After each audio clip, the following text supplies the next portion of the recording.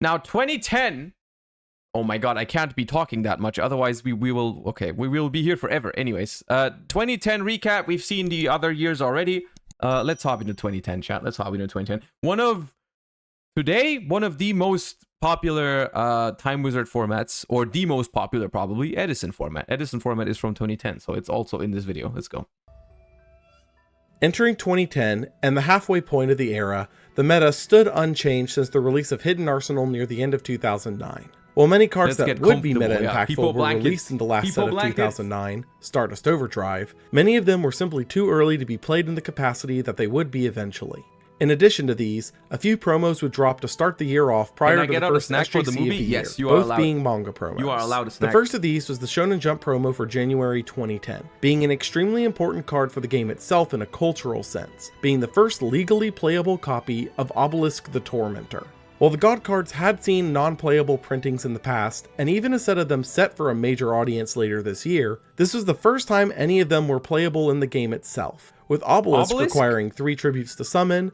Obelisk actually ended up being somewhat viable at some point down the line. I don't believe in 2010, I immediately, like, there's people messing around with it in Edison format, but it's not really good.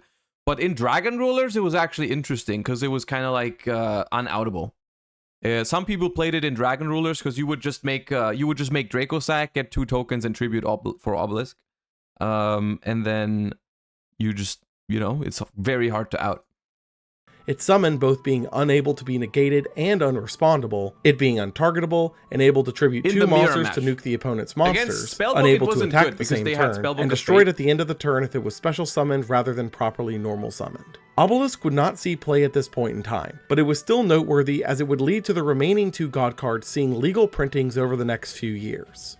The other was the Yugioh GX Volume 4 promo, being Elemental Hero Absolute Zero, a fusion of any hero and a water, gaining 500 attack for all other waters on field and nuking the opponent's monsters when removed from the field.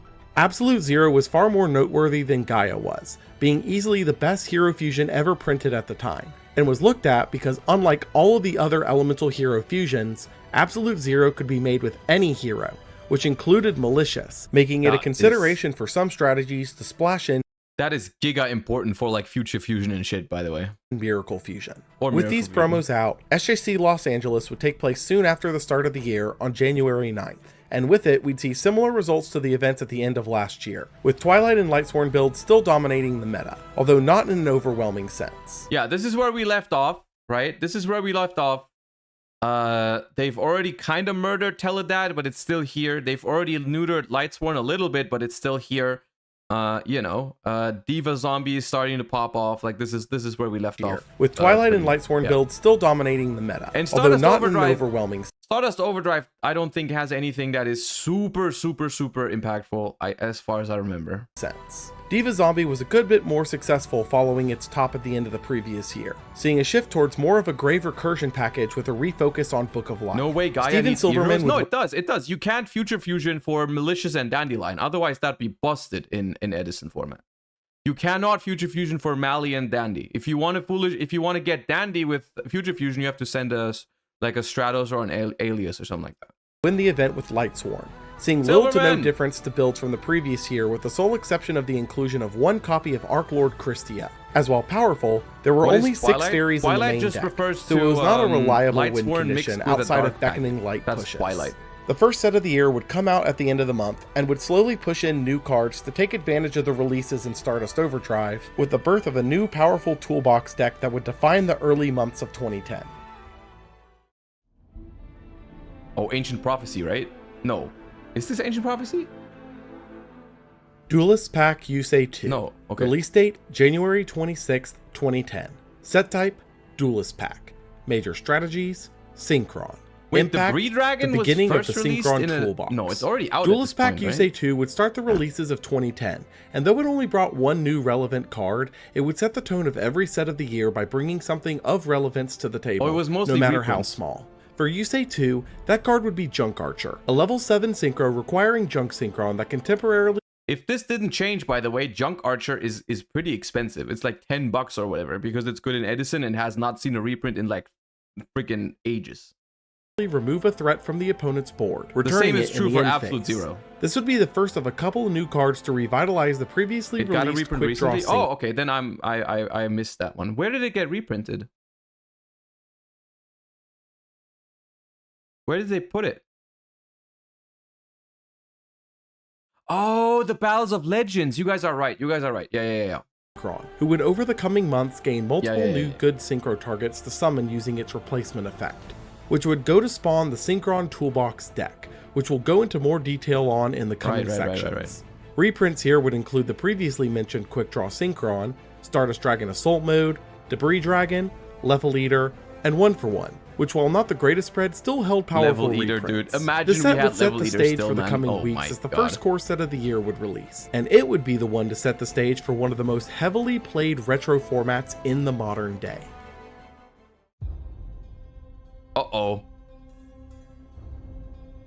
This is Ancient Prophecy now. Now it's Ancient Prophecy. Absolute Powerforce. Never mind. Release date, February 16th, I mistook the two names. 2010. Ancient Prophecy is already out at this point. Why do I keep saying, Hamster? Gravekeepers, X-Saber, Synchron. Oh my Impact, god. New strategy anchor pieces. Commandant. Absolute Powerforce would be the first core set of the year, and while it may be considered the weakest of the four overall, that isn't to say it was bad in the slightest, as this set was incredibly powerful thanks to the introduction of a couple of powerful cards into the metagame. Starting with archetypes, Gravekeepers would get a wave of archetypal support here that was revolutionary for the time period, as while there had been the occasional support card for previous archetypes, this was one of the first major. This card was phenomenal at the time. This card saw play for like a year straight. And then later on, when they gave Gravekeeper more support, it even won, I think, their first, like the mono Gravekeeper deck won their first like Shonen Jump or whatever. I think it was Fraser Smith, YCS Atlanta, like 2011 or something like that. But it's like some months down the line. But Descendant was so freaking strong because you could like actually like previously.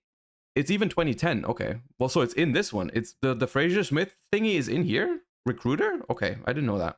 I thought it was 2011. Either way, the big deal about this card is that Gravekeeper Spy has been a pretty, like, it's been a pretty defensive card up until this point, where you just like use the spies to like wall up and maybe tribute them if you ever want to have a proactive play out of it or synchro with them. This now makes it so that Spy itself is a proactive card, because you can just basically flip Spy, summon this, tribute Spy, pop a card. So it's kind of like, right, it's kind of like Spy turns into it's just a monster with this card pretty much. Major instances of legacy support in the game's history, with a legacy archetype from many years prior receiving a wave of support that revolutionized the strategy and brings it into the modern age. Gravekeeper support here included Descendant, who could tribute a Gravekeeper monster to pop a card on field, Visionary, who could be tribute summoned with only one Gravekeeper, gains 200 attack for each Gravekeeper in grave, and can protect itself from destruction by discarding a Gravekeeper. At least Priestess, I don't think it ever would. A TCG exclusive that treats the field as Necro Valley when there's no field spell active and boosts all Gravekeepers by 200 attack and defense, and Steel, which returns 2 Gravekeeper monsters from grave to hand, ignoring the restrictions of Necro Valley. This wave would bring Gravekeepers into the modern age, specifically with Descendant, being a target to summon using Spy, who can then turn the Spy into spot removal, seeing splash play in multiple decks in the meta. X-Saber would also receive another major upgrade here in Emmer's Blade. Holy shit, the Ab Zeros I have are $40. Yeah, now you know. Absolute Zero is very expensive. I think even the common one from some Astral pack or OTS pack, I don't know how old it is, there's a common Ab Zero that's like, it's expensive because it's one of the most played cards in Edison. A TCG exclusive who summons an X-Saber from deck when destroyed in battle. High Inlay, a level 6 synchro that pops up to 3 spells or traps on summon, and Saberhole, which negates the summon of a monster if you control an X-Saber. X-Saber would be considered decent at this point as its own standalone deck thanks to the support, but wouldn't quite break into the meta yet, though it... Well, X-Saber is like a fun deck in Edison. You can play it, it's not great. Like in early 2010 format, it's playable, but it's not phenomenal yet. Was almost there. Moving into more standalone pieces, Battle Fader was a new tool that let you special summon itself from hand to end the battle phase when attacked directly, being similar to Gores and Tragodia, filling a different niche and seeing considerable play with Monarch strategies in particular. Witch of the Black Rose drew a card on normal summon, discarding it and destroying herself if the drawn card was not a monster. It's not very good, but it's fun. There's Gallus a bunch the of fun Star decks Beast with would come together in the format to form a newer strategy known as Monster Mash, yeah. which was a collection of all of the good monsters in the format with no spells or traps to ensure their effects would always trigger. This particular deck at the time though would only appear over in the EU, as Gallus the Star Beast was still exclusive to the region and was unavailable in North America, Take that, American making it Andes. illegal to play in NA events. Kokimeru Earn Knight was able to special summon a Kokimeru from deck by revealing an Iron Core in hand, mostly seeing play for being a 2000 attack body in Beast Warrior decks. Consecrated Light was an extremely targeted piece of sideboard hate, blocking summoning and attacking of dark monsters while on the field, primarily sided against Blackwings at the time. Drill Warrior was the second big payoff target for Quick Draw Synchron, able to cut its attack in half to attack directly that turn and able to discard a card to put itself out of play until the next turn, returning a monster from grave to hand when it returned. Drill Warrior specifically would spark an innovation in the format in the deck of Quick Draw Dandy Warrior, which was mainly built on the interactions of Quick Draw Synchron and Dandelion, able to discard a Dandy to summon Quick Draw, then summon 2 fluff tokens with Dandy's effect, giving immediate access to either Drill Warrior to push advantage or to Junk Archer to clean up games. This particular strategy would go on to define the game for a few months after release, which we'll cover soon enough. Cards of Consonance allowed the user to discard a Dragon Tuner to draw 2 cards, which was not too useful yet, as the only Dragon... At the time, this card was mostly used for FTKs, like Exodia FTKs would use Trade-In, Blue Eyes, Cards of Consonance, Whitestone of Legend. And then we used it in 2013 in Dragon Rulers sometimes. 2013, early 2014, Dragon Rulers used it to pitch tuners to fuel the grave with dragons. Now, there's even, like, going back, there's even a couple decks in Edison that are not FTKs that use this card. Tuner at this stage seeing play was it also Dragoonity used it. Yeah, you're right. Dragoonity did use it, but the main use I remember for this card was at first using it in FTKs and then using it in Dragon Rulers later. That's the two most, I don't want to say meta relevant because the FTKs weren't really meta relevant, but they existed. You know, every once in a while you'd run into it. Occasional Debris Dragon, which was not a common enough occurrence to justify its inclusion in deck building. Fiendish Chain was the newest staple trap, being a continuous trap that This is one of the most interesting cards at the time to look at, in my opinion, because Fiendish Chain was literally ignored. It was completely ignored for, like, I want to say 2 years straight, until in 2012, suddenly it became an omega staple in Yu-Gi-Oh! Like in 2012, Wind Up, Insector, Rabbit format, everyone is playing Fiendish Chain. And it's like in 2010, like Edison format, no one plays it. And of course it has its reason. I think it's like almost 100% correlates to the popularity of tribute summons. The popularity of Caius, right? Because when I use a Fiendish Chain to stop a monster, it can't attack anymore, it's negated, but it can still serve as a tribute fodder for Caius. And that's something that in Edison it's a big deal, right? It's a very, very big deal. If I have to Fiendish Chain your Raikou, the fact that you can still tribute it for Caius is a huge negative. And then later on, it just becomes more like less focused on tributes, and every monster is like more focused on its own. Like every monster stands for itself. Like Tour Guide does what it does. Insector Dragonfly does what it does. You just like you don't really have that thing. You also have way less flip monsters where you are forced to use Fiendish Chain early on, and then they still get value off of it. Like you would just Fiendish Chain their normal summon, and then they can't tribute anyways, right? Attached itself to a monster, negating its effects and preventing it from attacking, seeing little play at first, but would grow into an integral part. I do think there's the possibility to play this card in Edison, because it does a couple things very well. Like if your opponent doesn't have Caius in hand, for example, one really good thing is that like when you go second in Edison and everyone is playing like flip monsters and stuff still, you can kind of flip the initiative by like, if your opponent sets Raikou, you set Raikou, your opponent flips Raikou, you Fiendish Chain it, now you're the one with the set Raikou that has the initiative on, you know, the flip monsters and so on and so forth. But it only works if your opponent doesn't have the Kaya, so it's risky, but it's not bad, I think. Format. Super Nimble Mega Hamster was a TCG exclusive that, when flipped, summoned a low-level beast from deck in face-down defense position, specifically useful for summoning Raikou out of the deck to use its pop and mill effect. Lastly, Gale Dogra was an OCG import that, by paying 2,000 life points, let you send monsters from the extra deck to the graveyard. That card has never been used for good. It wouldn't be useful at all, but would eventually find use as extra deck monsters gain more and more interactive graveyard effects. With this release, the stage was being set for a major format shift, complemented by the structure deck following just a week later. Ooh, huge structure deck. Huge structure deck. It was such Machina a good structure, Mayhem. man. Release date, February 23rd, 2010. Set type, structure deck. Major strategies, machines.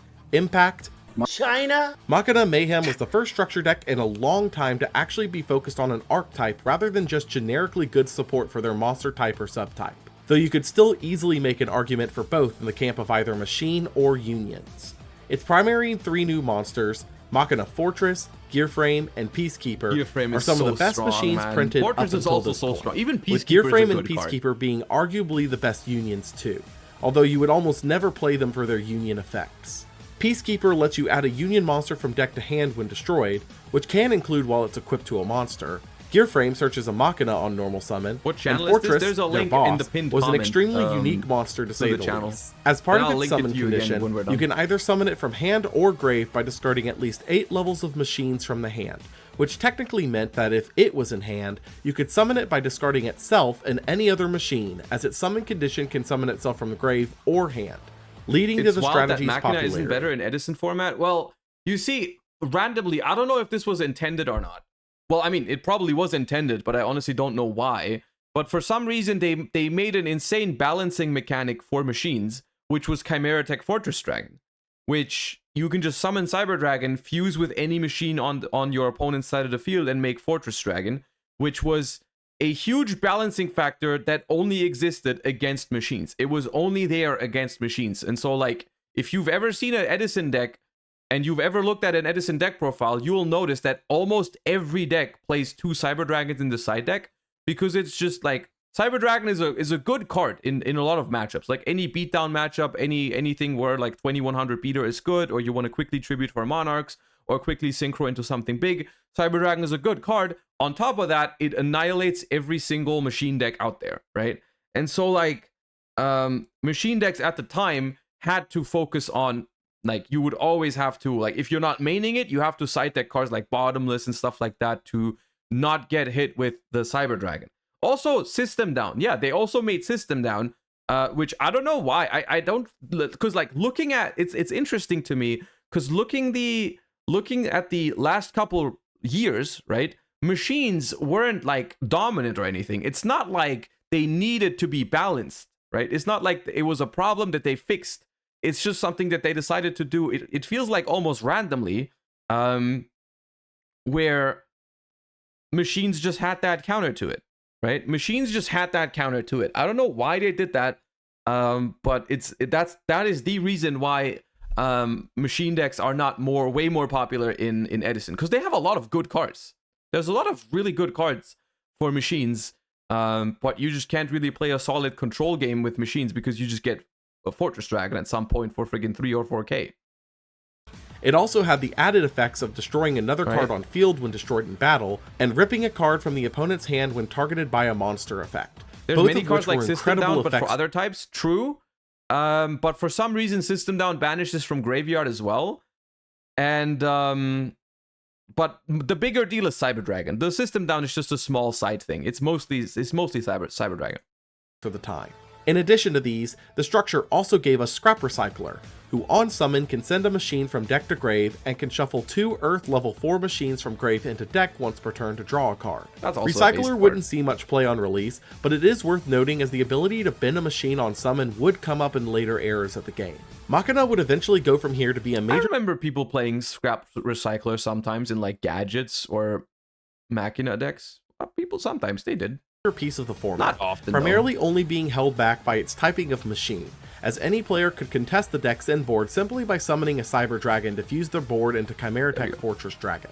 But notably, this wouldn't be a factor for the time in the EU, as Fortress Dragon, being a jump promo, was still unavailable in the region.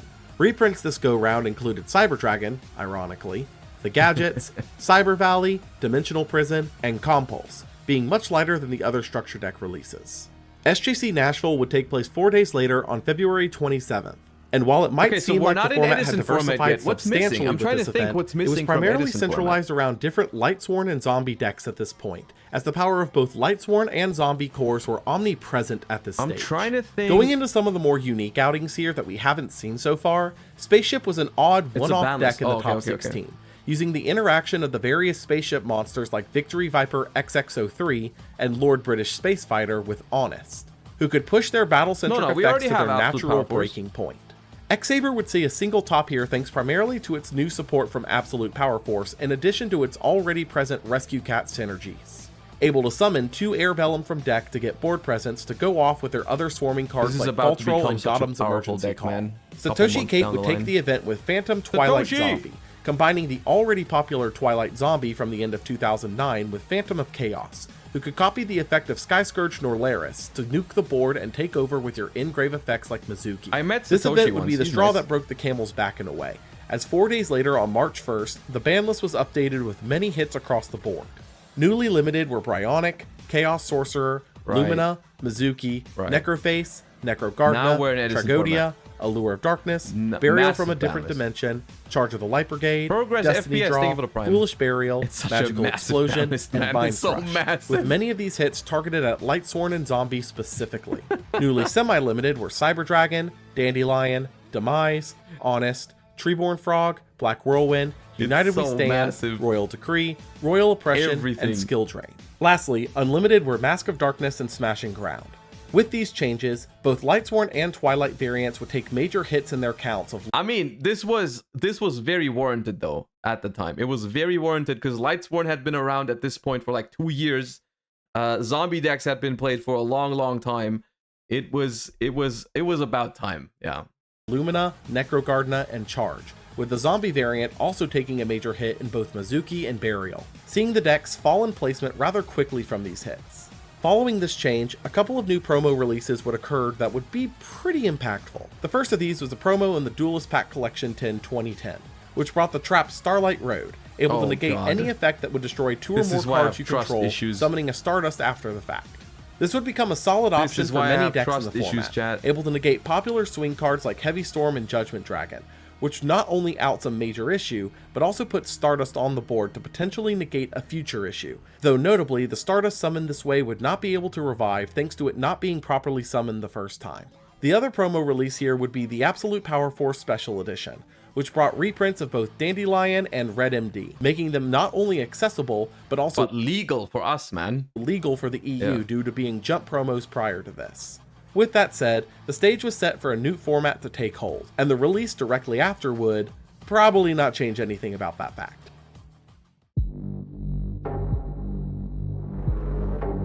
This set was complete. This is like, what is that? Duelist Pack Kaiba. Yeah. Release date, April 20th, 2010. Set type, Duelist Pack.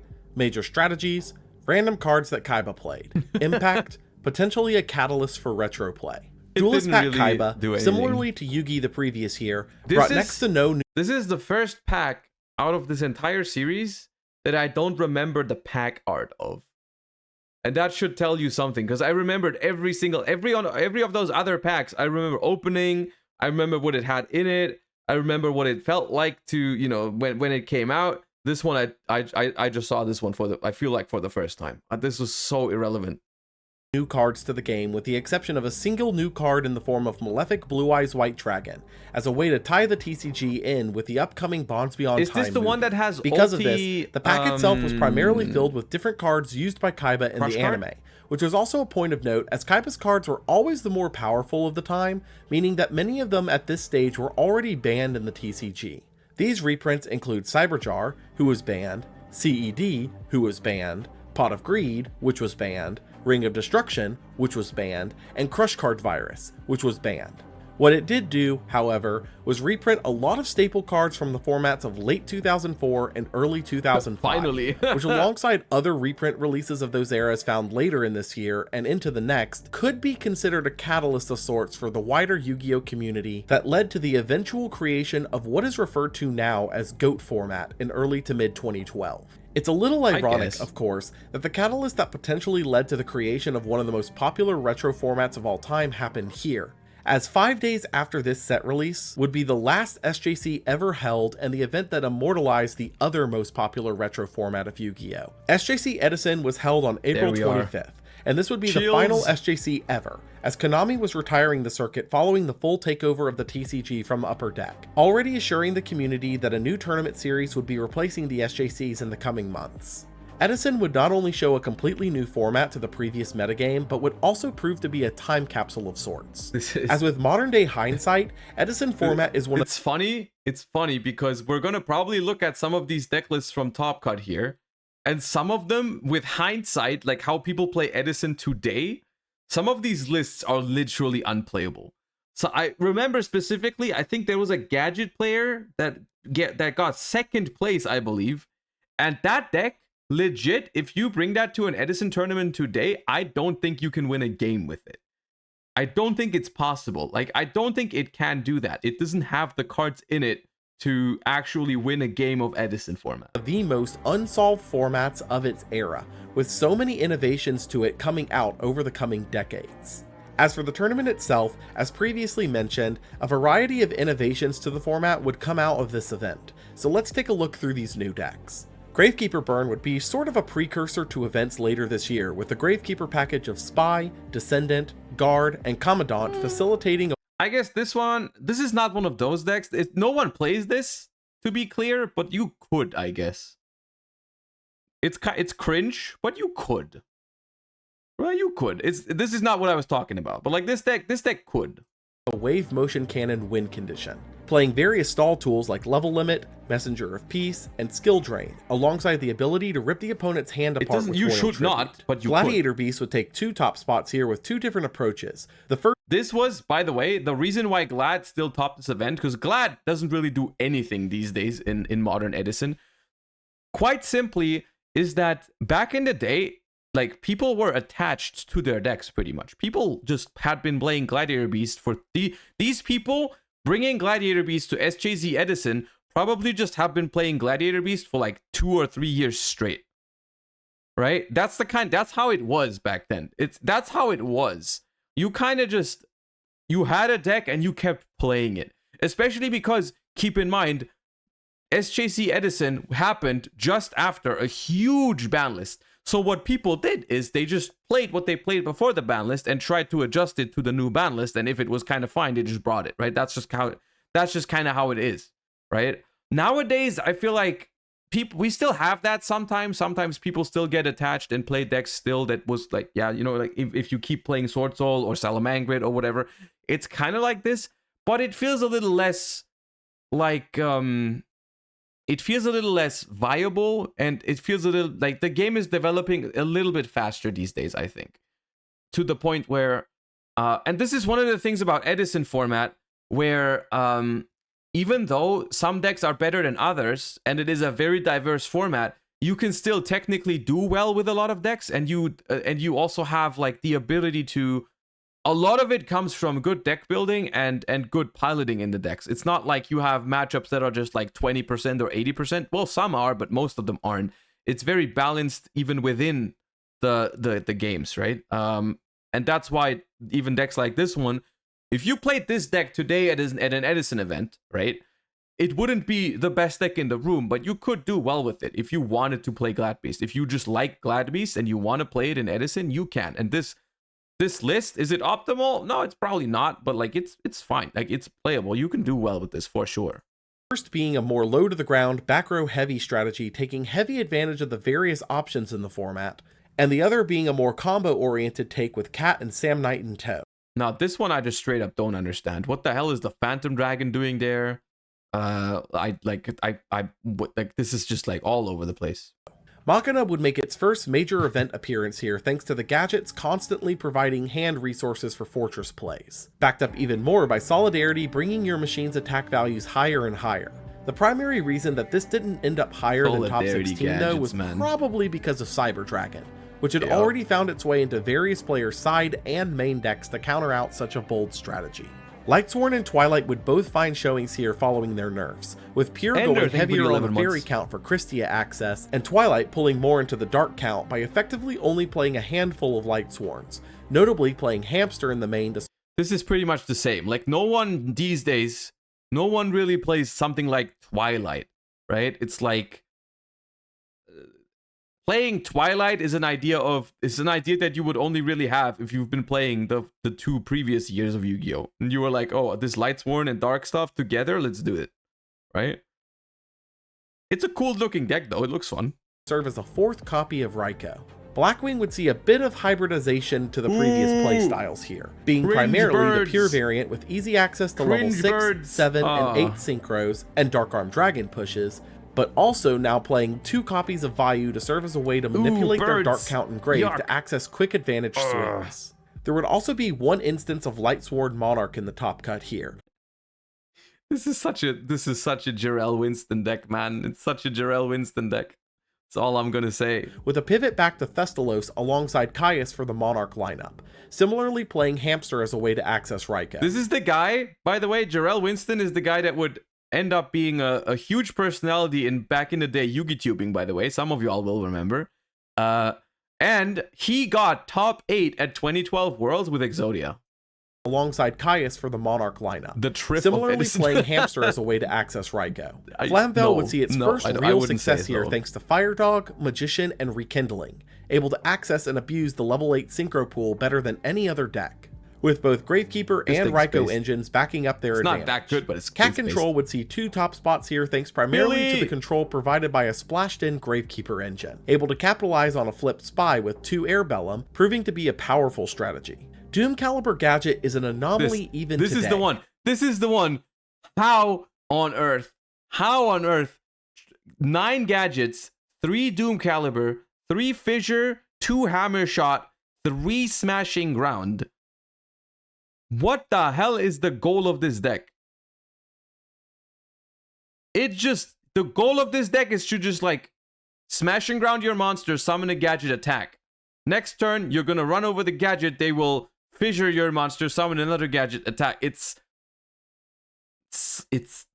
No, it can't win. It doesn't have a win condition. As Edison historians still have little to no idea how this deck made it all the way to 2nd place at this event. But the core concept of the deck is to take advantage of the control provided by Doom Caliber Knight alongside the resource engine of the gadgets to take games long and win through sheer control of the game state. Jeff Jones would win the event here with Quick Draw Dandy Warrior, it's such a with his deck taking so full advantage of the previously mentioned Quick Draw and Dandy. Also, another instance of nowadays, Quick Draw Dandy Warrior is not considered one of the better decks in Edison. Like, people don't even play it that much anymore. People play it for fun. I play it for fun a lot. I think it's a great deck. It's super fun. It's not considered that strong. But it did win the Shonen Jump back then, and it's so freaking cool, man. It has almost all the cool cards in Edison, right? It has the Raikou, the Hamster, the Quick Draw, the Debris, the Caius, the Light and Darkness Dragon, even the Lone Fire into Titanial, the Avarices, the Back Row. It's got everything that it's got almost everything that Edison is like known for, right? It's like so dope. Which deck's considered the best? I don't think there's one best deck, but people consider Blackwing, Vayu Turbo, hero decks, these and some zombie stuff is like, I would say that's considered the best stuff in Edison, I think, these days. Dandelion combo. Also playing 2 copies of Lone Fire Blossom to both access Dandelion as well as Titanial on demand. And Frogs. This particular event would be remembered fondly by the community both for its diversity and its brevity, as it was the only event played in this criminally short-lived format. As the next set, releasing 2 weeks later, would bring about so many new power strategies to the game that the game itself would take a massive leap forward that hasn't been seen since Duelist Genesis. Oh my god, no. Shining Darkness? We're not ready. We're not ready for Shining Darkness. The Shining Darkness. Release date, May 11th, 2010. Set type, core set. Major strategies, X-Saber, Infernity, Frog. Impact, massive leaps with horrid consequences. The Shining Darkness is one of the sets of the 5Ds era that arguably changed the most about the game. All of those decks that you were playing in Edison format, throw them all out of the window, man. This was 2010's Power of the Elements, I think. This was so strong by itself, specifically in the introduction of support for 3 previously talked about archetypes that would effectively warp the entire game around their support here. which would sadly render many of the metagame advancements that we just saw in the last SJC completely moot. The three in question come down simply to the archetypes of X-Saber, Infernity, and Frogs, each of which change fundamental aspects of the game here with their new support. Starting with X-Saber, they receive Bogart Knight, a TCG exclusive that, on normal summon an X-Saber from hand. Dark Soul, a TCG exclusive that, on the turn it's sent from field to grave, let you search an X-Saber from deck at the end phase, and Pashal, an OCG import that can't be destroyed by battle, dealing damage to the user every turn it remains in face-up defense. X-Saber with this support would rapidly rise in the meta, as now you had both better board swarming to enable Fall Troll, better searching, and more adjustable levels for synchro summoning, making swarming to hand rip with Gotems a far more common occurrence. Right, no. So this is Dark Souls effect now, right? This is Dark Souls effect now. I forgot. My brain made me forget that. Nowadays, Dark Soul works like Skarm, where you activate it in the end phase. Back then, when it released, it triggered when it went to the graveyard. So if you could, like, you send it to grave, you revive it, you send it to the grave again, you search multiple times. A major point of note here was specifically in the case of Dark Soul, whose text on release was not entirely clear how it specifically worked, causing a rulings nightmare for major events following its release, where you would get a search in the end phase for every time it was sent from field to grave that turn, meaning that players could constantly revive him, tribute him with Gotems for a hand rip, and repeat, getting a search for every time you did so. This instance would arguably be the cause of the creation of what became known as problem-solving card text, or PSCT for short, being implemented a year later, as the confusion from rulings that came off of this were devastating for major events, although the cause as to why the shift occurred has never been officially stated. The second archetype was Infernity, which saw a larger wave of support to provide them with access to the synchro pool with Mirage, who can't be summoned from grave and can send itself to grave while you have no cards in hand to revive two Infernity. Beetle, who can tribute himself if you have no cards in hand to summon two more from deck. Avenger, who can summon itself from grave when a monster is destroyed while you have no cards in hand, copying that monster's level. Doom Dragon, a level 8 synchro that can destroy a monster the opponent controls and burn them for half its attack once per turn if you have no cards in hand.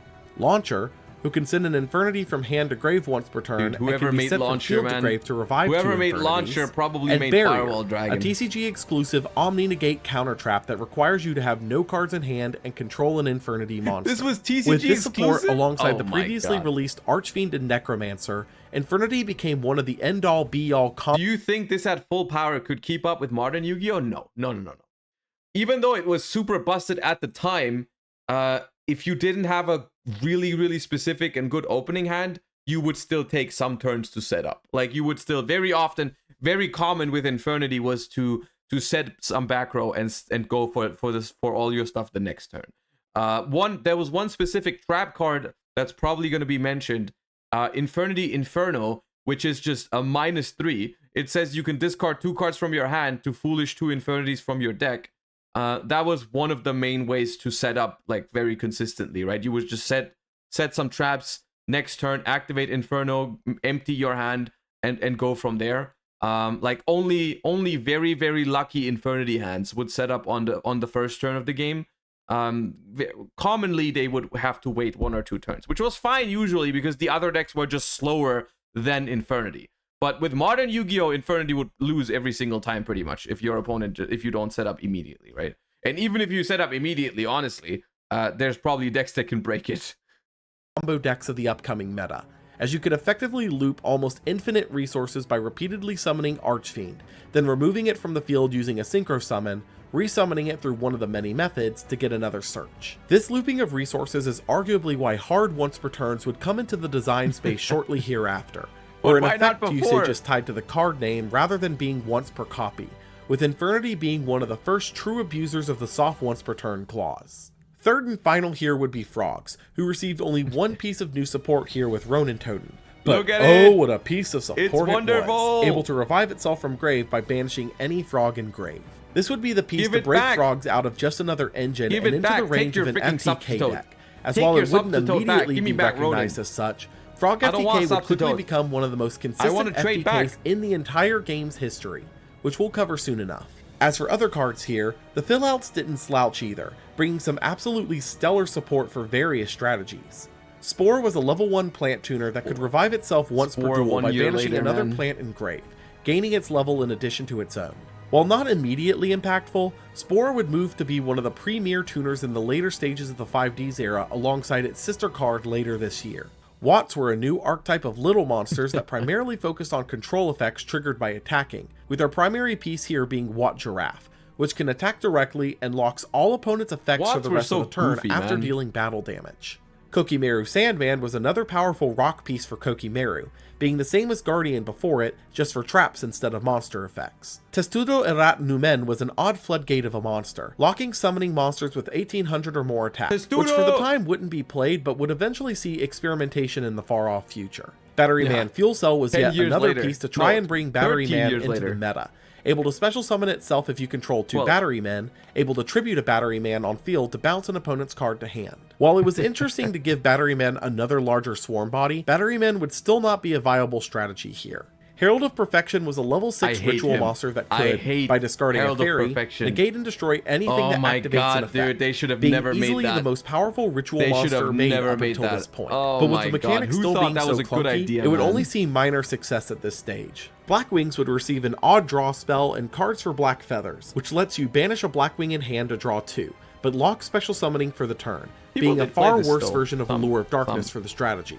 Into the Void was technically meant as Infernity support, able to draw a card if you have 3 or more cards in hand and requiring to discard the hand at the end of the turn. Support. But this would primarily go on to be simply more of an FTK and OTK draw power. Chaos Trap Hole was the new counter trap option to stop light and dark decks, able to pay 2,000 life points to negate the summon of a light or dark monster and banish it. Lastly, Gen X would be a new archetype imported from the OCG, being centralized around Gen X Controller, with most pieces using Controller in some way to trigger their effects, such as Undying, able to send a water from deck to grave to add Controller from deck to hand, or Gen X Neutron, who searched a machine tuner from deck to hand at the end of the turn it's summoned. 4 days after this set release would be the true testing grounds for the new metagame, being the first ever Yu-Gi-Oh! Championship Series, or YCS, being Konami's replacement for the SJC circuit up until this point, also introducing 3 new prize cards. I'm jealous of everyone who gets to say they won a Shonen Jump Championship Series, because we will never have that again. You know, we will never have that again. It's still possible to become a YCS champion. It's not possible anymore to become a Shonen Jump Championship champion. At the same time, being Dark Lords Asmodeus, Superbia, and Eda Ere, adaptations of Professor Hibiki's cards from the GX manga. YCS Washington DC would be the break-in tournament, taking place on May 15th. And with it, we'd see massive shifts in the metagame towards... It's crazy, honestly, that X-Saber and Infernity are not taking more of the pie here. People must have been ignorant to the power of these two. Like, or they were very expensive.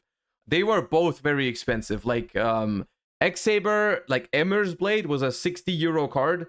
Dark Soul was expensive. Maybe that was the reason. The strategies from the previous set release. 5 days after Taking a look into the newer decks present here, Herald would see a singular top here, primarily abusing draw power provided by Tethys, Goddess of Light, to continually draw fairies from your deck. X-Saber had a particularly powerful showing here thanks to the new swarming options the deck gained from Shining Darkness, especially since the deck could effectively hand-rip the opponent and completely refuel thanks to Why is there no Summoner Monk?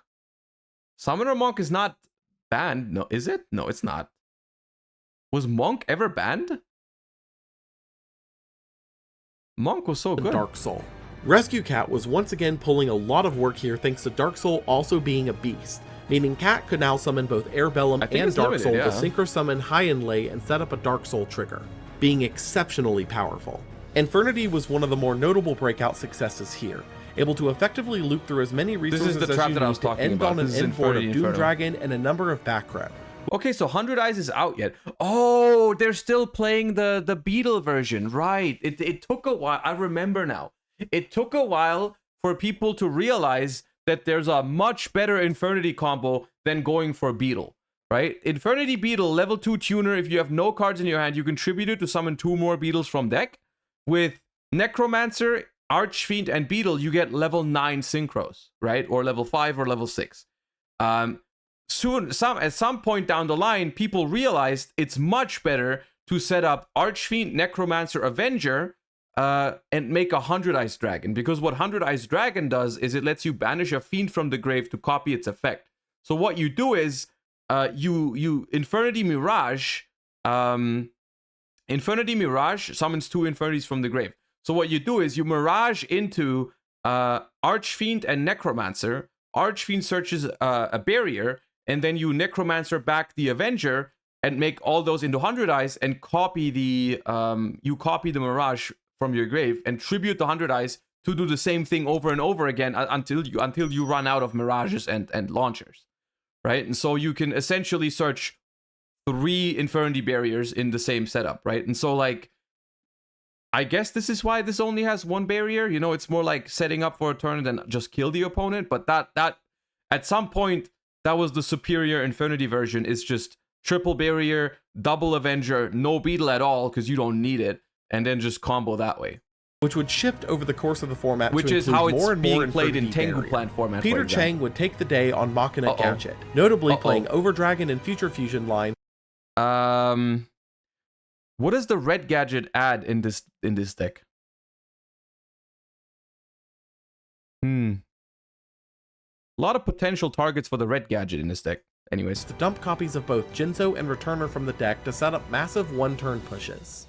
This would stand as the debut for the Nationals format as we entered the month of June, with only a couple more cards to be added into the format with the Year Starter deck 2 weeks later.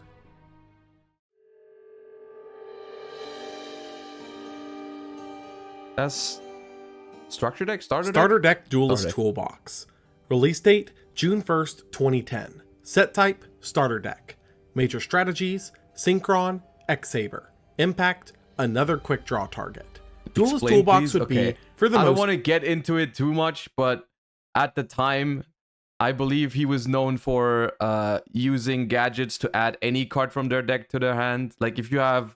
Let's say you have red and green gadget in your hand, like red searches green, I believe. No, green searches red. You go normal summon green, you add a card from your deck to your hand, you don't show it to your opponent, and then when your opponent is like, hey, what did you add? You're like, no, what do you mean? I have red gadget in hand. Here it is. That's what I added. And that's what it was that's what supposedly happened. I don't know. Part, a standard yearly starter deck, bringing a couple of new cards to play with in the meta. The primary new addition here would be Junk Destroyer, a level 8 synchro requiring Junk Synchron that can destroy cards on the field up to the number of non-tuners used to summon him, being an excellent new target for Quick Draw Synchron, giving him now a viable level 6, 7, and 8 target to summon. X-Saber Wayne would also be released here, being a level 5 synchro that summons a level 4 or lower warrior from hand on summon, being a decent inclusion for X-Sabers in the format. Lastly was Synchron Explorer, who revives a Synchron on normal summon, being a tech choice for the quick draw decks in the format. As for reprints, the deck included copies of Junk Synchron, Quick Draw Synchron, Giant Trunade, Card Destruction, Rhoda, Econ, and Urbellum, being a small burst, but above average for the... Most of this didn't really matter because it was just Infernity and X-Saber all the way. Standard starter deck reprints. YCS Chicago would take place almost 3 weeks later on June 19th, and X-Saber would move into an absolutely dominant position from this tournament, although it would be also the first appearance of the true problem deck of the format. That deck was Frog FTK, which would... Oh my god, this deck, dude, this deck is so goddamn insane, man. It's so insane. It's so strong, man. Only grab a top 32 spot here, but would grow into an absolute menace. The basic idea is to get Substitute and any other monster onto the board with Mass Driver, able to tribute off other monsters repeatedly with Substitute to summon every frog out of your deck, with Swap Frog also being able to dump the Rodentodens and Fishborg Blaster this way. From there, you continuously summon back either Rodentodon or Fishborg Blaster by banishing frogs in grave and discarding the other cards in your hand to tribute off with Mass Driver, which will burn the opponent to death after 20 tributes. This particular strategy was deceivingly consistent, as the only non-searchable piece in the entire deck was Mass Driver, which became simple to access when you're milling 70% of your deck before beginning to draw. I remember this is one of my earliest big L's in Yu-Gi-Oh! Because at the time I found out about this deck and I tried it and I didn't like it because my perception of the deck was that you needed to actually draw the Mass Driver. That's what I thought. Is you need to draw the Mass Driver, which is just straight up not freaking true. Who in here knew that the Frog FTK to FTK with Mass Driver didn't actually need to draw the freaking Mass Driver. I didn't know that at the time. I found that out like years later. Years later, I found out that you didn't actually need to draw the freaking Mass Driver, and that's why there was even versions that played less than 3 Mass Drivers. Which is freaking insane. The reason why, by the way, okay, so the reason the FTK, so I saw the FTK and I was like, okay, well, noted, you just open Substitute with another extender and Mass Driver, and then you FTK, right? The reason why it's so busted is because if you have the Substitute lock, if you not lock, if you have the Substitute combo, if you have anything that gives you Substitute, what you can do is you can empty your entire deck. You get all the frogs out, but you don't just go Substitute, Tribute, Frog over and over and over and over again. What you do is you summon a Ronin, you summon a Swap Frog, send a Ronin or to the grave, right? Then you tribute that Swap Frog, go through a bunch of your other frogs, then you bring back the Ronin Totem, and then you tribute the Ronin Totem for the Substitute to summon a Poison Draw Frog.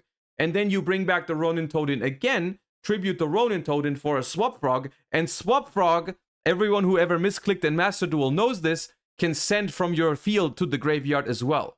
And Poison Draw Frog, if it's sent from the field to the graveyard, draws a card, which is normally not relevant, but it's because it misses timing and all that shit, but it draws a card, right? So what you do is, as long as you have the Substitute combo, is you empty your entire deck, and you draw cards with Poison Draw Frog, and the only cards left in your deck are Mass Driver and draw cards.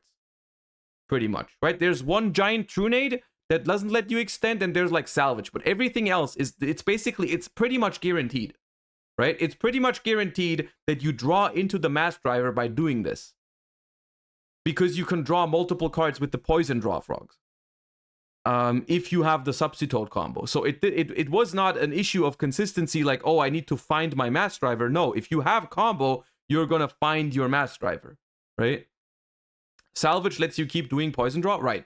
Salvage also lets you keep going. So Salvage necessarily doesn't... The only card that you can draw that isn't Mass Driver and doesn't let you draw more cards is Trunade, Heavy Storm, and maybe 1-for-1, depending on where you're at in the combo.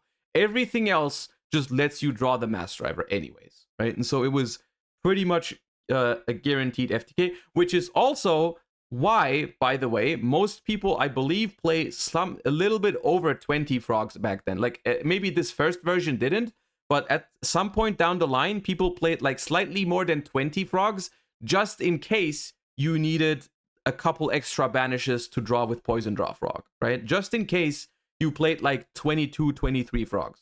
Because this is 5, 8, 9, 11, 12, 15. This is exactly 20. This is exactly 20.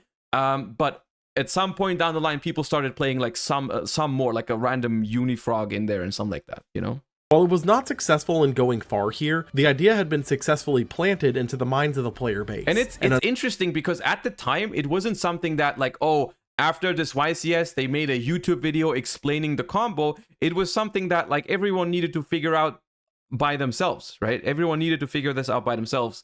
And I didn't. I didn't do it. I didn't figure it out. I thought the deck was bad. I thought the deck was Keck W bad because I played it at locals once and I didn't open Mass Driver a bunch of games. And I was like, how the hell do I win? Right? How the hell do I win? I was like, okay, well, I'm going to go back to my X-Saber deck. Unfortunately, it would only fester from here. Omar Belden would win the event with Infernity, trimming the monster count down to 14 to prevent drawing too many early, in addition to upping the count of Infernity barrier to 3, recognizing the power of 3 barrier on turn 1. Bro, the format was rapidly approaching the national season, with only one set released between here and there, and the next set wouldn't bring any new cards, so the format was clear to develop into its final form in the coming months. It's fine.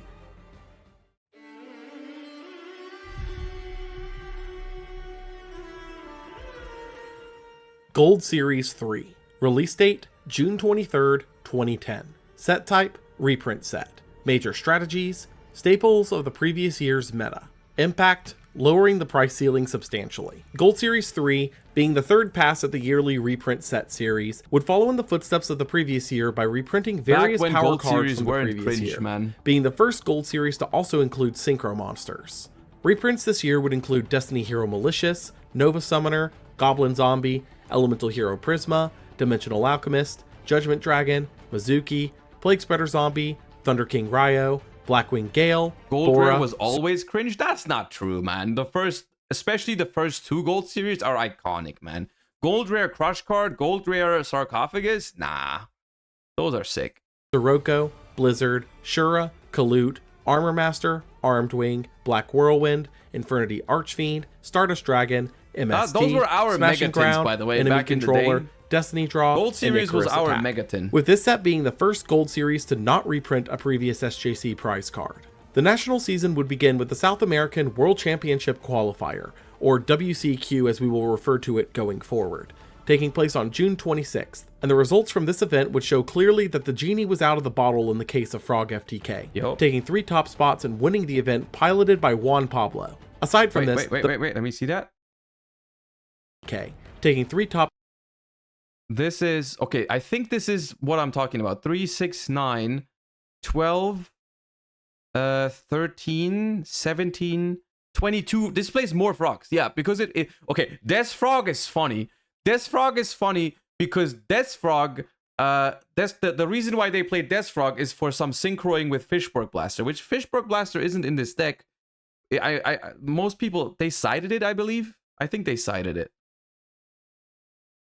Spots and winning the event piloted by Juan Pablo. Aside from this, the meta actually stood rather balanced, with a fair showing out of Infernity, X-Saber, Gladiator Beast, and Black Wings in a couple of other one-off decks. The US WCQ would follow 2 weeks later on July 10th, and X-Saber would have an absolutely dominating performance here, taking over half the top 32 and the first place slot piloted. All of these names ring a bell. Even though most of them or a lot of them don't play anymore, back in the day, the way I followed the game, every single one of these names I'm familiar with. By Sean Matog. Aside from the dominance of X-Saber, the meta once again stood diverse with 11 other decks in the top 32. The Canadian WCQ took place the same day, and we'd see a similar spread to the US WCQ, although interestingly, not a single... By the way, whenever it's an old school Canadian event, there's like a 90% chance that the winner was a Bolito. X-Saber list would clear past the top 16, with all 5 falling out prior to top 8. We would only see one additional deck here that we haven't seen before in the top cut, being Diva Hero, which operated similarly to the previous Diva Zombie, subbing out the zombie engines with a small core of heroes, with Stratus, 2 Malicious, and a new inclusion of Infernal Prodigy, 100%. who can special summon itself to either provide synchro material with Diva or tribute fodder for Caius. This deck primarily came about thanks to the release of Absolute Zero, who could be summoned using Diva and any of the previously mentioned hero pieces, providing an incredibly powerful burst of power out of nowhere. Aaron Noel would take the event with Infernity, playing the standardized variant at this stage with triple barrier for the most powerful turn 1 setup He's possible. One of the 10%. The EU Championship would take place a week later, and we'd see similar results to the other WCQ events in the same period. Wait, who won Euros 2010? Oh, Rodrigo. Against Stefan Anti-Meta Stun would be the only unusual deck in the top cut here, using various stun monsters to control the game like King Tiger Wanghu, Doom Caliber Knight, and Falsodyna Pachycephalo. Rodrigo Tagores would take the event, claiming a second major event victory using Frog FTK, with the deck becoming more and more streamlined by the day. So this is what I'm talking about. This is when they figured out you don't actually need to draw Mass Driver. You don't need to draw Mass Driver. And this version, this is the version that is guaranteed to win, to get to Mass Driver if you have the combo, because it only plays draw cards, Mass Driver, and like the only dead draw you can find with Swap Frog, with Poison Draw is the 1 Trunade, but you can draw multiple cards with the Poison Draw Frog.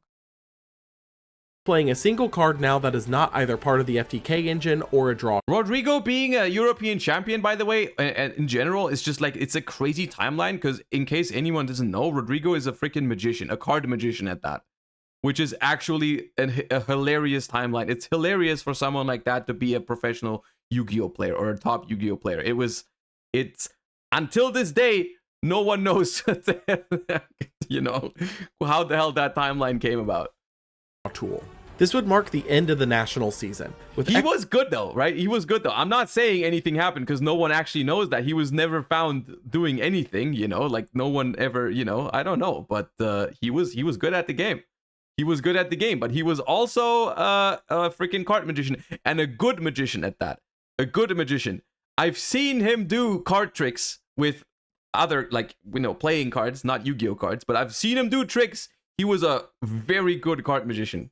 Saber being positioned as the top deck in terms of representation, but not in terms of event victories, leaving the format up in the air as the next set would attempt to shake up the volatile meta.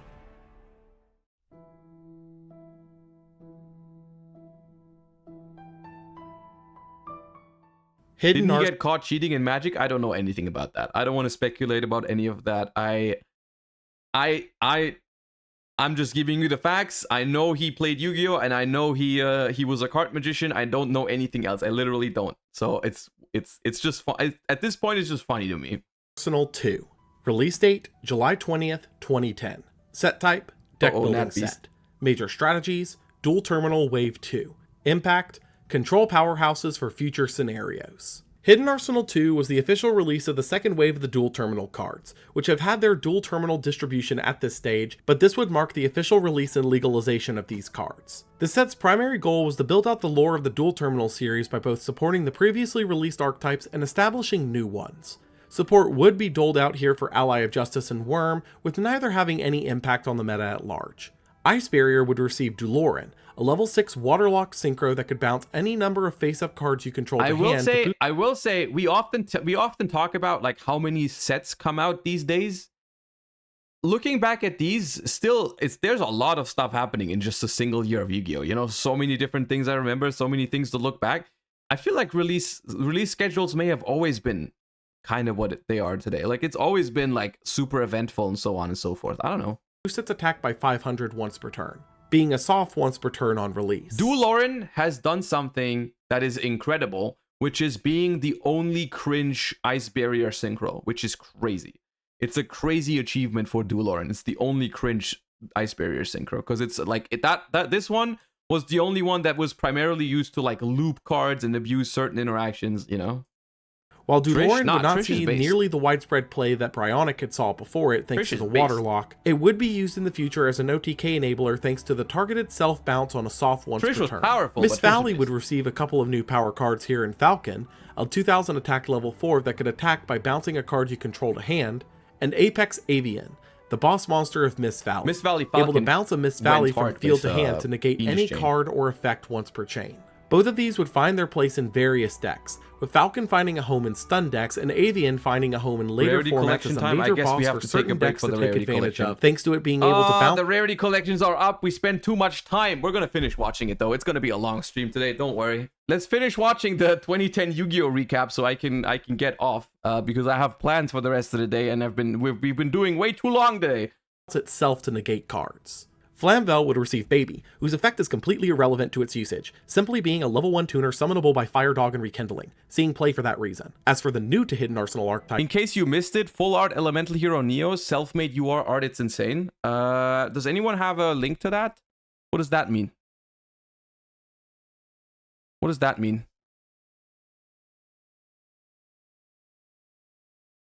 Farfa vid for EU prints. Naturia was a series of earth beasts, insects, plants, and other various types, focused on control gameplay by restricting what the opponent can do. Their boss monster, Naturia Beast, was a level 5 Earthlock synchro that can mill 2 cards from the top of your deck to negate any spell any number of times a turn. Naturia as an archetype would go absolutely nowhere with this wave. However, Beast specifically would be picked up by decks able to provide the earth materials for it, able to shut down a large portion of the opponent's deck with its effect. Gen X would receive new support here after its debut in Shining Darkness, with its most notable piece here being Blast Fan, able to search a Dark Gen X on Special Summon, which would see some minor experimentation as a swarm tool. Fabled would be a new archetype of light fiends focused on discard effects, receiving Grimrow, who can send itself from hand to grave to search a Fabled monster if you control a Fabled, Kushano, who can discard a Fabled in hand to add itself from grave back to hand, and Valkyrus, a level 8 Fable-locked synchro that could discard a fiend to draw a card once per turn. Fable would see minor experimentation here, but no success until future waves of support were really good.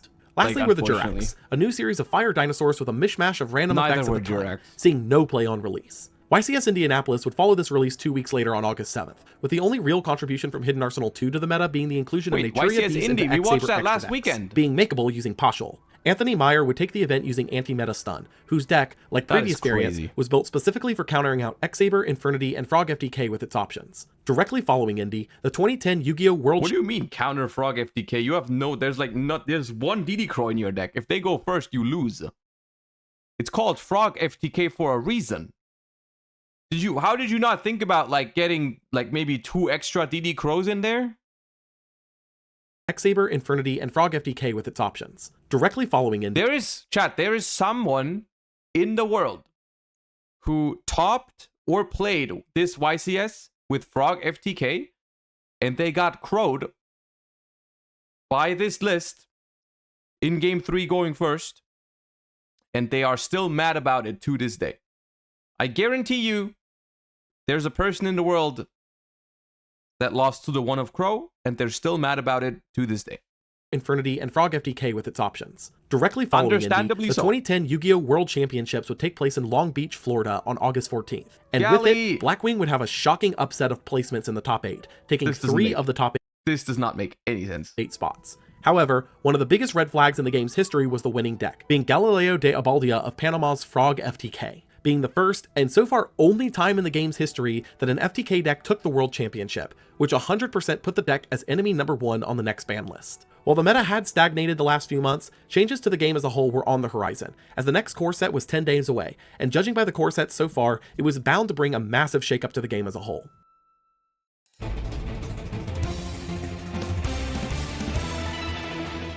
Oh my god, this is also 2010? Bro, I already called the set in this video the Power of the Elements of 2010. How am I supposed...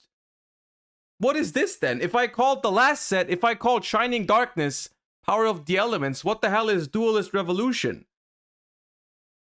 It's not Darkwing Blast, man, because it's even better. It's even better, man. Duelist Revolution is better than Shining August Darkness. 17th, 2010. Set type, core set. Major strategies, scrap, Amazonas, Synchro Fusions. Oh my Impact, god. A power leap to define an era. Duelist Revolution, being third in a year of highly impactful core sets, would bring a wave of new staples to the game, being heralded by many in the community as the largest jump in generic power from the 5Ds era. While its number of impactful cards is arguably lower than that of Shining Darkness before it, the difference stood in while Shining Darkness introduced strong decks to the game, Duelist Revolution introduced powerful staples for any deck to use. True. There are 3 cards in particular that would come from this set that would become immediate staples and change many aspects of card design for the game forever. Warning. The first of these was Effect Veiler, a level 1 tuner that can be discarded from hand on the opponent's turn to negate the effects of a face-up monster they control. Veiler would be the first in a new powerful line of hand traps that would slowly release through the remainder of 5Ds, and would revolutionize the concept following the previous hand traps being odd one-offs in the case of DD Crow, or battle-centric in the cases of Gores and Trigodia, with Veiler moving from here to become staple in various decks of the format as a form of turn 1 interaction. The second was Pot of Duality, a spell that, for the cost of special summons that turn, let you look at the top 3 cards of your deck, pick one to add to hand, and shuffle the other 2 back in. Duality would represent a... There was a time in Yu-Gi-Oh, by the way, where this deck did not only see play in like stun decks. This card saw play in almost every deck, because the game was slow enough to take a turn off for consistency's sake, right? You would basically set up a turn with Pot of Duality. Like X-Sabers played this, Infernity played this, like so many decks, like almost every deck played Duality because it was so good. It was also another very expensive secret rare at the time. I want to say, did it break 100? I'm not sure. Trade-off for the era that was... Stop pre-watching the video. I'm not pre-watching. I was there. I existed in 2010. That's not pre-watching the recap. Exceptionally well balanced, allowing for more consistency in exchange for not popping off that turn, which would see play as a 3 of in almost every deck in the format, as the consistency it provided was well worth the trade-off. It would also serve as a blueprint for various cards designed many years from now as examples of making good consistency cards that had an appropriate drawback. Lastly of the staple trio was Solemn Warning, a counter trap that can negate a summon or effect that summons for the cost of 2,000 life points. At this stage, Solemn Judgment was already seeing consistent play primarily as a way to counter out the inherent summons of various bosses and synchros, so giving the players the ability to do the same for simply 2,000 life points rather than potentially 4,000 would be immediately jumped on, with Warning taking a slot in most decks' macro lineups immediately at its maximum 3 copies. Outside of these 3 cards, there were still plenty of other cards in the set to experiment with, starting with the new archetype of Scraps, a series of Earth monsters that gain effects when destroyed by card effect, with Chimera summoning a Scrap tuner from grave on normal summon. If Scraps released like a little bit earlier, they would have been meta. Like during Edison or something like that, like literally half a year earlier, the scrap archetype, it's meta as hell.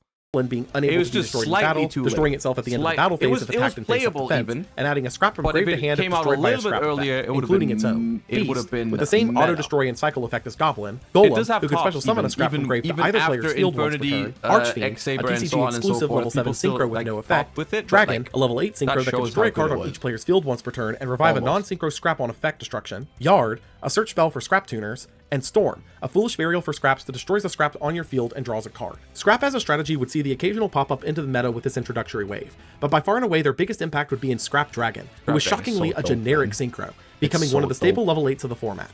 Watch would see a couple of new pieces here with Pheasant, who could attack directly and temporarily banish a monster on field when it deals battle damage, and Chimera, a level 6 Watt-locked synchro that could attack directly and stacks a card in the opponent's hand on top of their deck if it dealt battle damage. Watts would see the occasional experimentation at this stage thanks to its multiple direct attackers, but still would see no meta play from this. Naturia would see a couple of support pieces released here, with the notable ones being Bamboo Shoot, who locked the opponent from using spells and traps if it was tribute summoned using a Naturia monster, and Pineapple, a TCG exclusive that operated like Treeborn Frog, but only if you only have plants and beasts in grave. This package would see some minor experimentation in the meta, with Pineapple seeing a massive amount of hype on reveal to release, but the package itself would not crack into the meta at all. Amazonas would be the next legacy archetype after Gravekeeper to receive a major redefining support wave with Sage, who could destroy a spell or trap after she attacks, Trainee, who sends a monster she destroys to the bottom of the deck, Queen, who prevents Amazonas monsters from being destroyed by battles, and Scouts, a TCG exclusive that contributes itself on quick effect to prevent Amazonas monsters from being targeted by monster effects or destroyed by card effects. While this was not quite as good as the previous Gravekeeper wave, it did set the precedent that legacy support was now going to be a regular thing for older archetypes. Synchro fusions were a new concept of fusing synchro monsters together to make stronger bosses, which was primarily supported by the spell Miracle Synchro Fusion, able to banish the materials from grave to fuse if the fusion requires a synchro monster, with the concept doing absolutely nothing on release. Horn of the Phantom Beast was a trap that boosted a beast or beast warrior by 800 attack and drew a card every time it destroys a monster in battle, seeing some consideration for various stun decks as their primary playmakers were beast and beast warriors at this stage. Lastly, for OCG imports, Fabled Raven could discard any number of cards to boost its level and attack for each until the end of the turn, seeing play in a future strategy, and Stygian Street Patrol, who could banish itself from grave to special summon a fiend with 2,000 or less attack in hand, which would become a tech option for Infernity for summoning an Archfiend in hand to trigger its effect. In addition to Duelist Revolution's release, a new ban list would take effect 2 weeks later on September 1st, and it would swiftly deal with many of the problem cards of the era. Newly banned were Rescue Cat, Substitoad, Brain Control, Heavy Storm, and Temple of the Kings, with Cat and Toad being power players of 2 of the top decks, X-Saber and Frog FTK, Brain Control and Heavy Storm being staples of the format, and Temple of the Kings being a preemptive hit to an upcoming release, being the first time in the history of the game that a card was banned in the TCG prior to its release, being a problem card in the OCG causing various FTKs. Newly limited were Black Whirlwind, a hit to Blackwings after their Worlds performance, Dark Hole, returning from 0, Infernity Launcher, a massive hit to the combo potential of Infernity, Monster Reborn, returning from 0, and Royal Oppression, a hit to the big floodgate of the format. Newly semi-limited were Chaos Sorcerer, up from 1, Duloran, down from 3 and as a hit to its OTK potential, Snipe Hunter, up from 1, MST, up from 1, I think we are starting to approach the first and Ojometry, up from 1. Lastly, released from the list here were Black Rose Dragon, Cyber Dragon, Goblin Zombie, Treeborn Frog, United We Stand, and Royal Decree. The results of this list were pretty concrete, being the death of Frog FTK and a major hit to X-Saber, being the highest performing decks of the previous meta. But it was still up in the air how the meta would shake out from here. The new Jump promo would be released the same day with Volume 8, Issue 9, bringing Malefic Stardust Dragon, a new boss that could be special summoned by banishing Stardust Dragon from the extra deck while a field spell is active, is destroyed if there's no active field spell, and prevents face-up field spells from being destroyed by card effects. While not relevant yet, Malefic Stardust would find a rather unique place in the meta later this year with the release of a certain set of support, which we'll get to soon enough. YCS Toronto would be the first event under this new ban list, taking place on September 4th, and clearly the meta was shaken up heavily, but no new decks would bubble to the surface from the change, although almost every deck ending in the top 16 here was playing at least one of the new staple 3. Lazaro Bolito would take the event with X-Saber, claiming his 4th major event victory, seeing a shift in ratios with the loss of Rescue Cat from the list, adding in a copy each of Valor, Duality, and Warning to take advantage of the new stable trio. YCS Bokum would follow 2 weeks later on September 25th, and this particular event would be massively important for the history of the game, not because of what was played, but because this was the first ever European YCS event, marking a point where active support was being given to the EU player base outside. Can you believe this? It's kind of infuriating that this whole Shonen Jump Championship thing has never freaking existed in Europe. It's so it's so weird. Like, we always had the community, we always played the game, but we just didn't get the big events. We just didn't have it. And this, ladies and gentlemen, is my first YCS too. My first YCS that I ever attended was the first European YCS ever, YCS Bochum. I played X Sabers, and I went X3. I went, I think 8-3 at the time, and I got like 42nd place or something like that, and I was pretty happy about that. I was pretty happy. I was 15 years old or something, and I was pretty happy with that. Of the once-a-year WCQ. Scrap would see its first ever top here, writing off the initial wave of support with Chimera being a 1-card level 7 or 8 Synchro, Gigantes being used for Synchro extension and tribute fodder for Golem, and Scrap Dragon taking a far more interesting position here than any other deck, as Solemn Warning being used on Scrap Dragon in an actual Scrap deck can result in them simply getting another Scrap Dragon before the end of the turn thanks to its float effect still triggering if it popped with Warning. Machina Control was a new development in the Machina strategy, ditching the gadgets in exchange for more control-centric tools like Raikou, Spirit Reaper, and Fossil Dyna, with Pot of Duality here pulling far more weight than some other decks in the format due to not necessarily needing special summons every turn. Synchro Plant was the newest evolution of the strategy from the previous Quick Draw Dandy Warrior deck, ditching the previously titular tuner for more control options like Doom Caliber Knight, choosing to rely more heavily on the generic Synchro pool. Michael Gruner would take the event with X-Saber, seeing a similar set of ratios to Lazaro's Toronto winning list, although dropping the duality in favor of an additional warning. YCS San Jose would take place the same day, and while some shifts were present in both tournaments, San Jose would show various differences in the development of the meta, particularly in the shocking popularity of Blackwing following the Black Whirlwind limit, playing more of a slower control game thanks to Pot of Duality and Icarus Why are people still playing? With some you builds guys also saw the other decks, right? I'm watching the same video, right? We are all experiencing the same like stuff. Why are people playing Blackwings, man? What the hell, man? Why is it black? Dude, you realize the power of the other decks? Why are you choosing Blackwing, man? Opting for Deck Devastation Virus to mix with Soroka. Aggro Dragon would be a new face in the meta here, claiming a single top 32 spot, being the first of many dragon decks in the future to be abusing the interaction of Future Fusion and 5-headed dragon, able to effectively get 5 Foolish Burials for dragons off of a singular card, which would standardly dump at least 2 Red MD and 2 Red Eyes Wyvern to set up for an end phase push to revive Red MDs with Wyvern's effect. Chaos Control continued to innovate and resurface every few months or so, now using the Dekoichi Black Salvo combo to make heavier dark pushes while also being able to provide Lights Engrave thanks to Veiler's effect. Infernity would see a little revitalization here in the inclusion of Stygian Street Patrol, allowing you to special... The thing is, this deck, literally what's on screen right now is what I talked about earlier, the 100 Eyes combo, right? This deck right here is probably still incredibly powerful. Like, this is an insanely strong deck. I don't really know why we would play Blackwings if we have this shit available. Like, because the Blackwing deck that we just looked at is almost the same as in Edison format. It's honestly probably weaker than Edison format Blackwing, because it only has 1 Whirlwind. Everything else is almost the same than it is in Edison format. And then there's just this thing, right? This monster of a deck, which is this is incredibly powerful still. Even though launcher is limited already, this is an incredibly powerful deck. Summon a stuck Archfiend in hand to get an additional surge, giving Infernity a little extra gas with the recent limited launcher. Angel Flores would win the event with Hero Beat, with the deck finding a new breath of air with the staple trio of D-Rev, as Duality in particular worked well with the strategy that heavily enjoyed sitting on a normal summon of Alias for multiple turns. Lastly for this group of tournaments was YCS Philadelphia 2 weeks later on October 9th, and from this event, X-Saber would once again grow to take a major portion of the top cut, though notably not an overwhelming majority.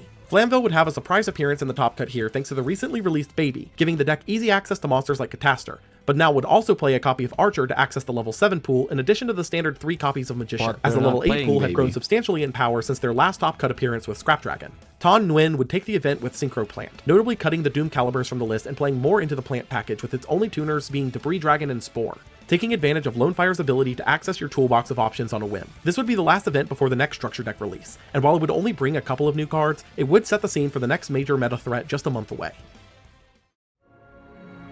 Hey, what deck is that? Structure Deck Marik.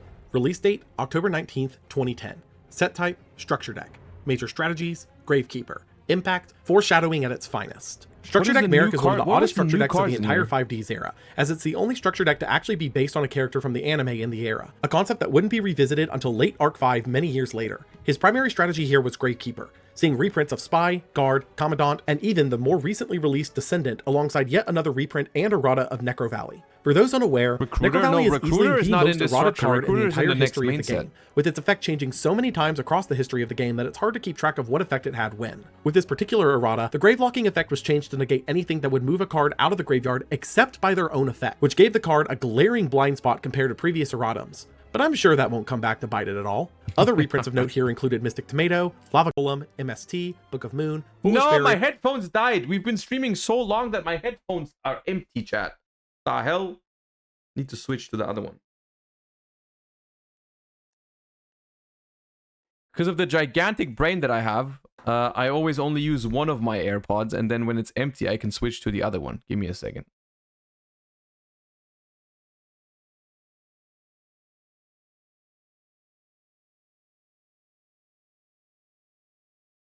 Allure of Darkness, and Mirror Force, being a solid set of reprint selections. As for new cards, Marik only brought 2, which in itself was a controversial point because of which cards they were, being Mystical Beast of Serket and Temple of the Kings. While Serket was unremarkable, Temple of the Kings was a major issue card in the OCG, allowing you to activate trap cards to turn their set, causing a various number of headaches as the primary balancing mechanism of traps was simply thrown out the window. Because of this, in a historic move, Temple of the Kings was completely banned from the TCG prior to its release, making it so that it could never be abused in the same way it had been in the OCG. Following the structure deck release, the next jump promo would be dropped into consumers' laps around this time, being Dark End Dragon, the first reprint of the previous SJC prize card. With this release, every SJC prize card had now been reprinted. Oh, right. This is one big thing about Edison format that you need to, like, if you play Edison format these days,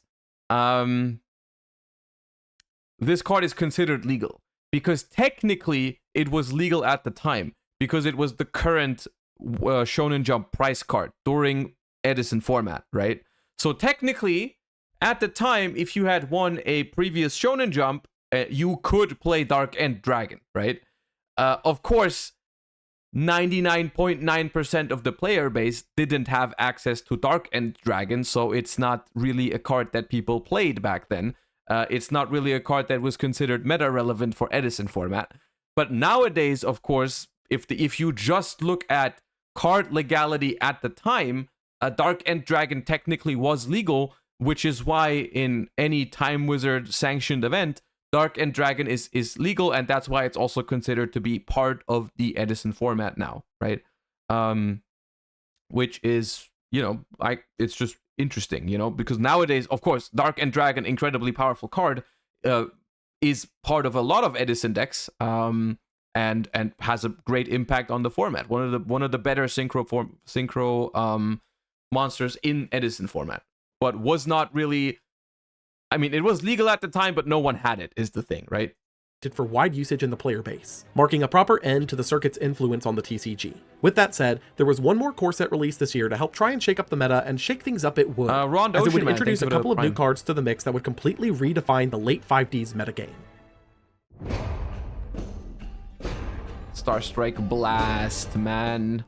Starstrike Blast. Release date, November 6th, 2010. Set Formula type, Synchron. Major strategies, Karakuri, Dragoonity, Excel Synchros, Impact, Synchros, and Overdrive. Man. With the release of Starstrike Blast, various aspects of the game would shift rapidly over the coming months as we rapidly approach the end of the 5Ds era, as while Synchro spam strategies hadn't really been too prevalent in the last year or so, with the closest really being some Synchro Toolbox strategies, that aspect of the game would change with the release of a few Synchro tools over the coming months, starting with Formula Synchron, a level 2 Synchro tuner that drew a card on summon and could Synchro summon during the opponent's turn. This would be the start of a cascade of Synchro tools that would facilitate the idea of spamming out as many Synchros as possible within a turn to generate both advantage and fill the board with threats. With Formula being the first of these thanks to it being a tuner, meaning you could make it while setting up another Synchro for a free draw, and its ability to let you reactively Synchro on the opponent's turn, which means that you could, theoretically, make Black Rose Dragon on their turn and nuke the board in the middle of their setup lines. While the main cards of the set, Shooting Star Dragon and Red Nova Dragon, were meant to serve as the new direction of Synchro summons, neither one would see play at this time,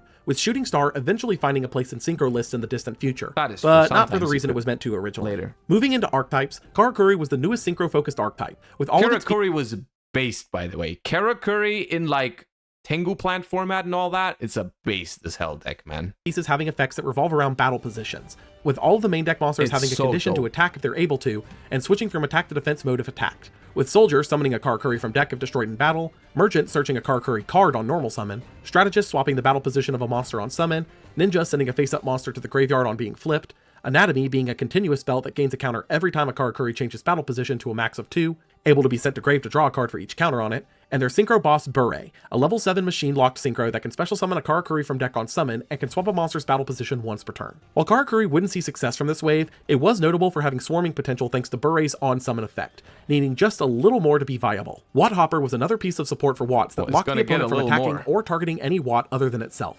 making it effectively a new version of the previous dupe lock, able to lock both targeting and attacking if you controlled two. Scrap would receive a couple of new support pieces here in Searcher, who could special summon itself from grave if your Scrap monster is destroyed, nuking all non-Scrap monsters on your field, and Scrap Twin Dragon, a level 9 Scrap locked synchro that could destroy a card on your field to bounce 2 cards the opponent controls to hand. They learned from the Scrap Dragon being too generic. And once per turn, having the same floating effect as the previous Scrap Dragon. Nacheria Cherries could, when sent to the grave by the opponent, summon 2 more cherries from deck, being considerable as level 1 tuner options for plant strategies, but not nearly as much as Glow Up Bulb, a level 1 plant tuner that could, once per duel, revive itself from grave by milling a card from the top of your deck. This card would immediately slot into the previous Plant Synchro deck to be paired alongside Spore, giving plants another level 1 tuner option, which combined with the newly released Formula Synchron gave the deck a significant boost in power. Speaking of, Tuning was a new search spell that added a Synchron tuner from deck to hand, then milled a card, becoming downright staple in Quick Draw plant decks, although it was clear that Quick Draw variants were slowly on their way out with Glow Up Bulb's release. Vanity's Emptiness was a seriously odd card here,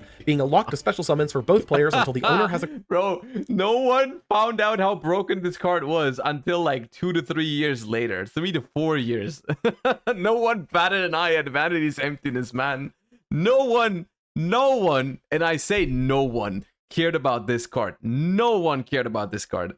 Until like 3 to 4 years later, it was a €20 common. And everyone freaking played it, and then it got banned eventually, man. Oh my god. Card sent from deck or field to grave. This card would eventually be realized as one of the most toxic floodgate cards in the game's entire history, though for the time being was completely unrecognized for its actual power, seeing no play on release. Moving into the TCG exclusives, Skullmeister and Droll and Lockbird were 2 new hand traps in similar vein to Valor, with Meister stopping grave effects and Droll stopping searching for the rest of the turn after a card is added from the opponent's deck to hand. These 2 would see no play on release, being too niche in their applications, although they would both eventually find their niches in the coming years. Niches? You call that a niche? Droll and Lockbird being in every single modern Yu-Gi-Oh deck is a niche. Okay. The first time I remember playing Droll and Lockbird... Skullmeister and Droll and Lockbird... the first time I remember using Droll and Lockbird was during Spellbook format. Does anyone remember a different format where we used Droll? I think it was Spellbook. Spellbook was the first time where, you know... And at that point, it was considered like a retro card to like a tech card, you know, like an interesting find. They were like, oh my god, have you seen this card before? And they're like, no, what is it? It came out 3 years ago. Droll and Lockbird. It counters Spellbook, you know, and then we were like, okay, cool, let's play that.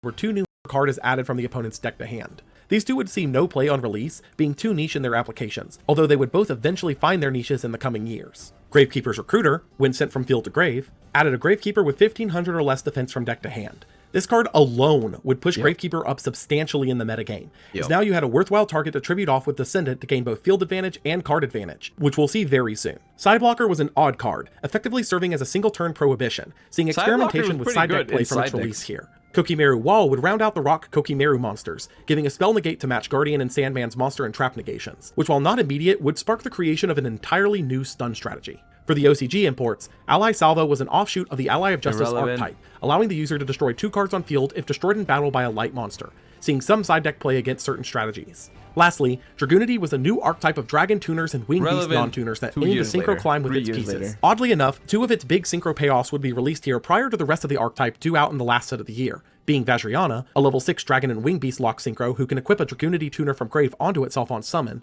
and could send an equip card on itself to grave to double its attack for the turn, and Gay Dirge, a level 6 dragon and wing beast locked synchro who could search a level 4 or lower dragon or wing beast once per turn, then discard a dragon or wing beast from hand. YCS Mexico City would follow this release a week later on November 13th, but unfortunately we do not have much information on this particular event's top cut outside of the top 4 composition, being half and half X-Saber and Blackwing. Jonathan Vasquez would win the event with X-Saber, seeing a full line of duality and 2 warning in his list compared to the previous X-Saber lists. YCS Milan would take place a week later, and while there was no definitive best deck of the event, there were many newish faces. Scrap would see multiple tops here thanks to its new support from Starstrike of Searcher and Twin, giving the deck recursion and wider board effectiveness in a game cleanup state. Chaos Plant would be yet another spin on Synchro Plant, placing more emphasis on... This one, by the way, I didn't attend. This was, at the time, I was not old enough to afford going to events that were not in Germany, right? That's why I attended YCS Bochum, but I didn't attend YCS Milan. The first time I believe I went to a different country for Yu-Gi-Oh! Was probably a year later, 2011, I think. But at the time, I was limited to only playing like German events. On Darks to add in both Dark Armed Dragon and Chaos Sorcerer to the lineup. Matthew Collins would take the event with Synchro Plant, adding in Glow Up Bulb to the lineup with ease, notably adding 2 copies of Formula Synchron to the extra deck as well. YCS Atlanta would be held the same day, and it would paint a far different picture of the meta than Milan, showcasing the difference in mindsets between American and European players. Synchro Plant would dominate this tournament, taking a third of the top 32, primarily thanks to Glow Up Bulb, providing a vast amount of utility to the deck as a whole by both being a reviving tuner for synchro plays, and also as a piece for Caius to use to get onto the board. However, unquestionably the biggest shakeup here was Gravekeeper, who converted to take 3 of the top 4 in both spots in the finals, with Fraser Smith taking the event with the deck. Recruiter had been the piece the deck needed to be viable in the meta, being also one of the best decks to utilize Pot of Duality alongside Hero Beat, with a slow game being ideal for the deck, controlling what can stay on the board, what gets used in the grave with Necro Valley, and able to rip hands apart with Royal Tribute. Also worth noting is the side deck inclusion of Malefic Stardust Dragon, as it would slowly move into the main deck in the coming months, being able to summon itself for free if you control Necro Valley, and providing protection for said Necro Valley from removal, with MST being so prevalent in decks at the time. This would be the last event of 2010, but there was still one more set left to try and shake up the meta before entering 2011, and though its impacts were minimal at the time, it would grow to show its true power with time. Ooh, Hidden Arsenal 3? Hidden Arsenal 3. Release date, December 7th, 2010. Set type, deck building set. Major strategies, dual terminal wave 3. Impact, future sleepers and side deck sweepers. Hidden Arsenal 3, similar to 2 before it, aimed to give the legalization printings of various cards found in the dual terminal cabinets for TCG play, with most archetypes in it gaining something of note, even if it would be a while before they became impactful. R-Gen-X was a new offshoot of the Gen X archetype that searched and summoned specific levels of other R-Gen-X's.